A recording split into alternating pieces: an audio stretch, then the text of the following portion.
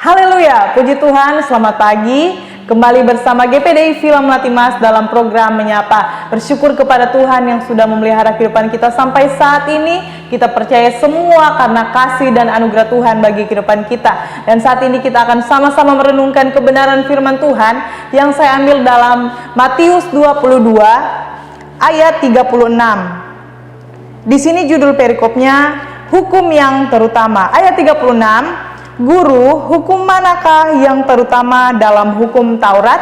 Nah, di sini adalah pertanyaan orang Farisi yang ahli Taurat bertanya kepada Yesus. Nah, dalam ayatnya ke-36, di sini kita akan sama-sama belajar tentang kasih. Nah, berbicara tentang kasih tentu bukan hal yang jarang lagi kita dengar, tapi hal yang sudah sering sangat kita dengar dalam kehidupan kita sehari-hari. Nah, kasih dan mengasihi memiliki makna yang terkait, tetapi ada perbedaan. Kasih perasaan atau sikap, sementara mengasihi yaitu tindakan atau proses mewujudkan kasih.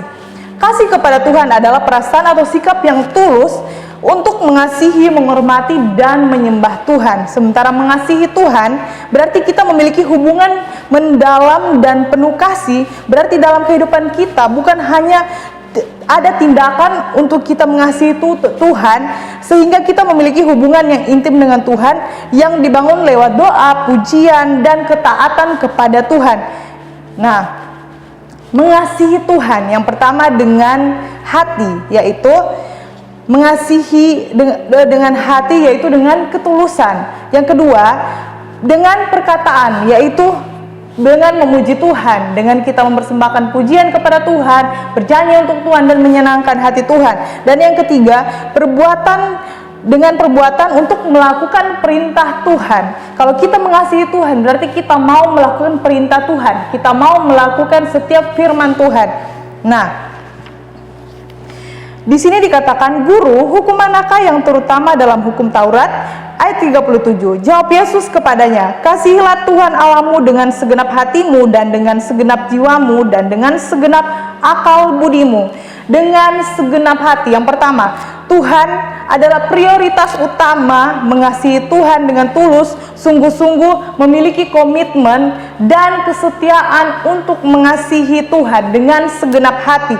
Lalu yang kedua, dengan segenap jiwa, yaitu menyerahkan seluruh keberadaan kita kepada Tuhan, mengasihi dengan semangat dan kekuatan kita, dengan semangat dan kekuatan kita mengasihi Tuhan dengan segenap jiwa. Dan yang ketiga, dengan segenap akal budi, yaitu dengan pemahaman dan kebijaksanaan untuk mengasihi Tuhan, sehingga kita menyembah Tuhan dengan penuh kesadaran dan pemahaman kita tentang siapa itu Tuhan dalam kehidupan kita.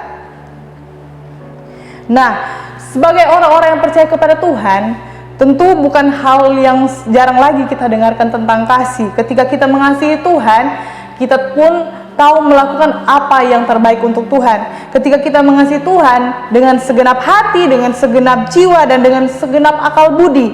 Nah, dalam ayat yang ke-38 saya bacakan lagi.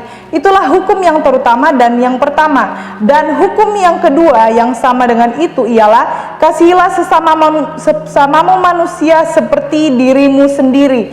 Kalau kita mengasihi Tuhan berarti kita mengasihi sesama kita. Tidak ada kebencian di antara sesama kita, tidak ada pertikaian, tidak ada permasalahan. Di sini dikatakan, dan hukum yang kedua mengasihi sesama. Kita mengasihi Tuhan, kita pun harus mengasihi sesama. Kita mengasihi Tuhan, kita pun mengasihi ciptaan Tuhan. Dikatakan sebagai anak-anak Tuhan, jangan sampai kita ada yang namanya sakit hati, ada yang namanya kebencian di antara sesama kita. Tetapi hendaklah kasih itu menjadi bagian dalam kehidupan kita, sehingga ketika kita berkata kita mengasihi Tuhan, kita pun mengasihi orang-orang yang ada di sekitar kita. Kita pun mengasihi orang-orang yang ada di sekeliling kita, sehingga dalam setiap aktivitas dan kegiatan kita, dalam setiap apapun yang kita lakukan dan kita kerjakan, benar-benar kita tujukan untuk mengasihi Tuhan. Kasih kita kepada Tuhan bukan hanya untuk bukan hanya sekedar kita katakan kita mengasihi Tuhan, tapi kita menunjukkan bahwa di dalam kehidupan kita ada kasih-Nya Tuhan yang selalu ada di setiap langkah kehidupan kita untuk kita mengasihi Tuhan dan untuk kita mengasihi sesama kita, sehingga kehidupan kita memancarkan kasih Tuhan. Dalam firman Tuhan berkata, yang pertama adalah kasih kepada Tuhan, dan yang kedua mengasihi sesama kita. Hendaklah kehidupan kita ada kasih Tuhan dan kita mengasihi sesama kita, sehingga dalam setiap perbuatan kita, dalam setiap apapun yang kita lakukan, semuanya dapat menyenangkan hati Tuhan. Kalau tadi sempat saya bahas, cara kita mengasihi Tuhan itu yaitu melakukan perintah Tuhan.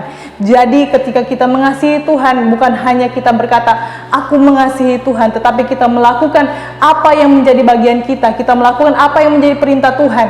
Bukan hanya kita berkata mengasihi Tuhan, tapi kita melakukan firman Tuhan. Kita melakukan apa yang menjadi perintahnya Tuhan. Mengasihi Tuhan dengan segenap hati, jiwa, dan segenap akal budi kita. Dengan mengasihi Tuhan, dengan memberi yang terbaik bagi Tuhan lewat setiap pujian kita, lewat setiap tingkah laku kita, dan kita mengasihi sesama kita. Nah, puji Tuhan, kiranya renungan firman Tuhan ini boleh menjadi kekuatan dalam kehidupan kita, boleh menuntun langkah kehidupan kita. Dan sebelumnya, mari kita mengakhiri dengan doa. Terima kasih Tuhan Yesus, Engkau baik bagi kehidupan kami. Terima kasih Engkau sudah memelihara kehidupan kami saat ini. Terima kasih buat kasih dan anugerah Tuhan yang selalu melimpah bagi kehidupan kami.